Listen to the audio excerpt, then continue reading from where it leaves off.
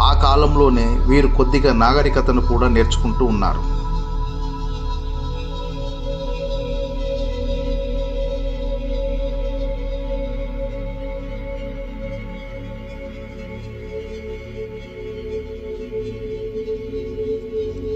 ఐదు వేల నుండి 1400 సంవత్సరాల మధ్యకాలాన్ని కంచుయుగంగా పిలిచేవారు.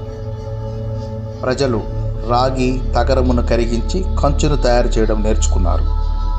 ఈ కాలంలో ప్రజలు సమూహాలుగా జీవించేవారు. కంచుతో ఆయుధాలు, పనిముట్లు తయారు చేసుకోవడం వలన వ్యవసాయం అభివృద్ధి చెందింది.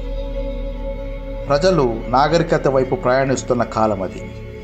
ఈ కాలంలోనే ప్రపంచ నాగరికతలైన ఈజిప్టు నాగరికత నైలు నది పరివాహక ప్రాంతంలో అభివృద్ధి చెందింది. ఇరాన్, ఇరాకుల మధ్య మెసొపొటేమియా నాగరికత, ప్రాచీన చైనా నాగరికత యాంగ్జే నది పరివాహక ప్రాంతంలో,